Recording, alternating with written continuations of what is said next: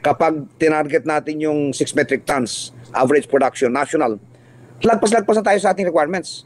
And what do you need to do that? Well, number 1, irrigation. Number 2, good seeds, fertilizer.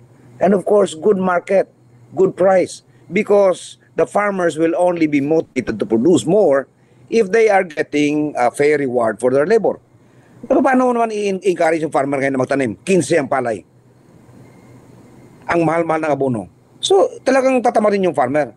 That is the very reason why we could not increase our productivity because the enabling how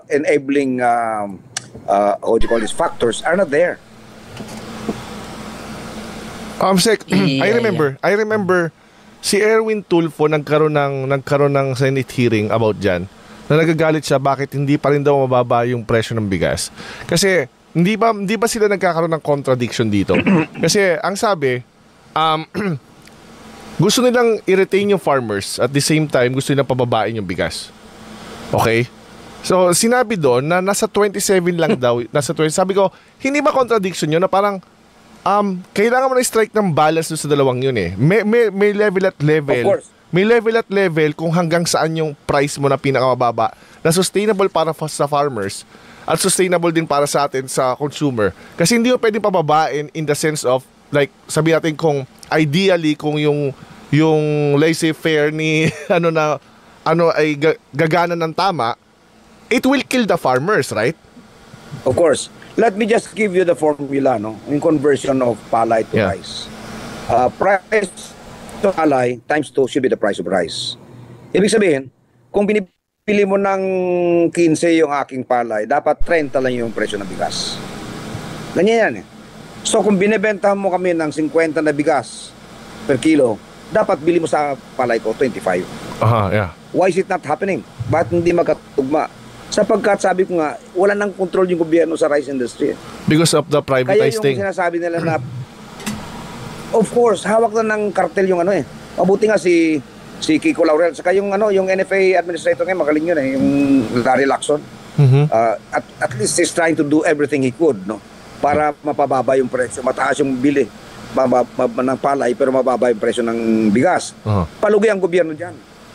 Palugi ang gobyerno. Hindi sustainable yan. Ako, tingin ko ang pinaka-sustainable na presyo, 45 pesos. That's affordable. I think so too. At that price, pwede mo bilhin yung palay ng farmer ng 22. So everybody happy. Happy si farmer and he will produce more.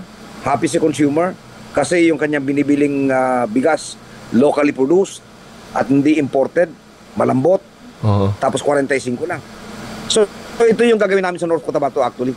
We will do this in North Cotabato when we establish the Cotabato Rice Republic. It starts with soil analysis, good seeds, fertilizer, dryers, facilities, market, and then we open up our bigasan ng mga barangay. So, para yung aming sariling bigasan na namin within the Sec, kayang abutin yung 20 pesos na bigas. Kalahating kilo nga lang. 22. Kalahating kilo. Bigas? Oo. Bigas? Oo, kalahating kilo nga lang. Parang natin pinatay yung farmers niyan. Yun nga ang formula times 2 divided by 2. Yeah. So kung 20 yung bigas, bibili mo lang ng 10 yung kilo ng palay ng farmer, edi pagtatagain tayo ng mga farmers niyan.